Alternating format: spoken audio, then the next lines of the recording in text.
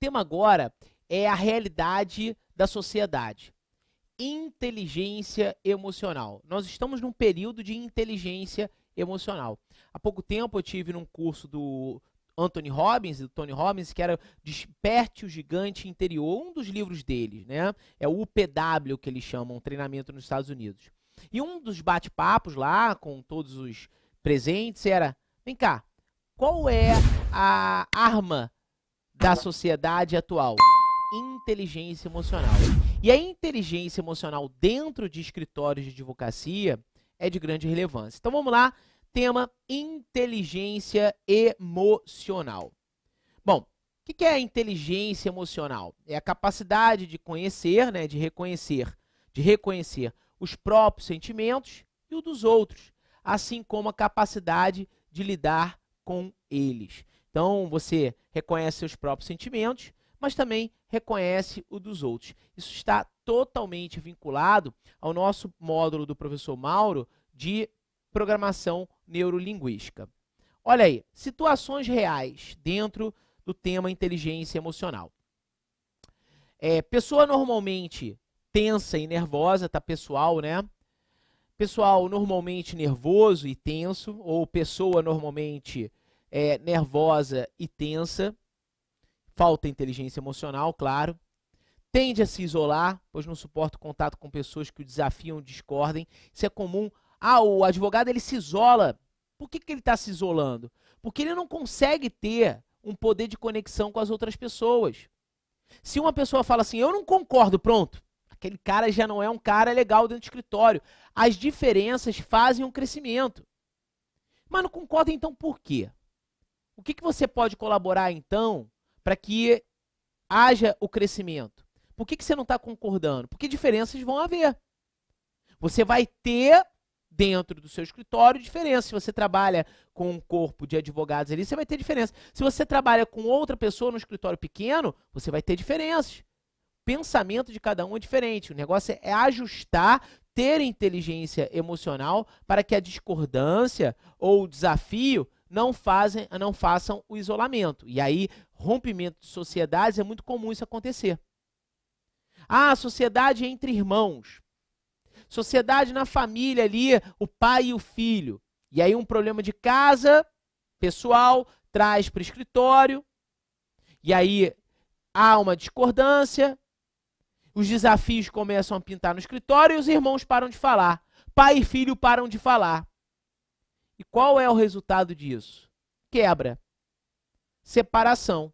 Então, ter a inteligência emocional é de grande relevância para vocês aqui. Em várias situações, esbraveja ou é desequilibrado. É uma pessoa comumente sem vida social.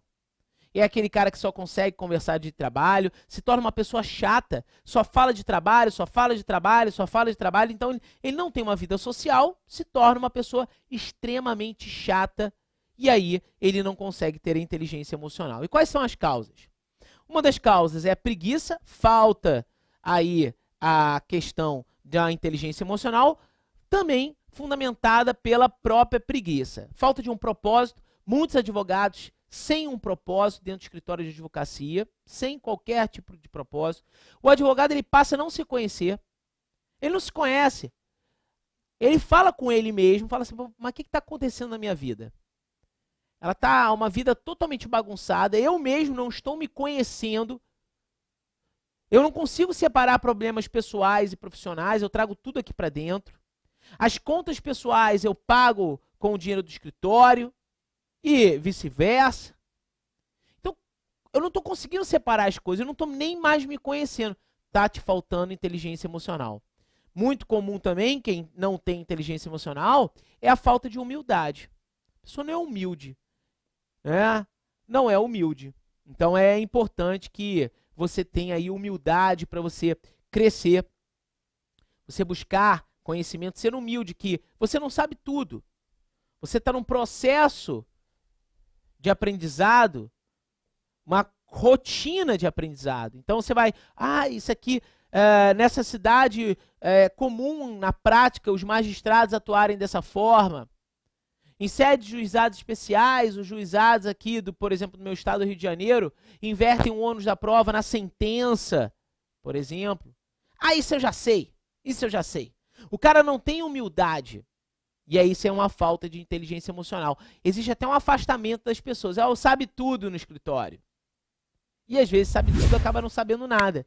E pela arrogância, a falta de humildade dele, existe o afastamento, e isso aí começa aquelas picuinhas dentro do escritório de advocacia. Falta de empatia também é uma das causas da falta de inteligência emocional. E o que pode ser feito? Aceitar feedbacks. Gente, a vida nos dá feedbacks. A própria vida nos dá feedbacks. Você está vendo algo que está acontecendo na sua vida, é um feedback que a vida está te dando para você gerar um processo de mudança, por exemplo. Agora, outras pessoas também podem te dar feedbacks. Analise isso se é um feedback construtivo, por exemplo. Então, aceitar feedbacks é ter inteligência emocional. Controlar os impulsos. Pense antes de agir. Muitas pessoas, movidas ali ao impulso, né, respondem um e-mail. Numa técnica de negociação, isso é muito ruim, agir pelo impulso. Responder a uma mensagem pelo WhatsApp. Responder a uma mensagem interna de programas que você utiliza dentro do escritório. Responder um cliente que está te tirando do sério. Respira. Calma. Deixa o tempo passar. Miziara fala com vocês das zonas. Não é isso? Das zonas.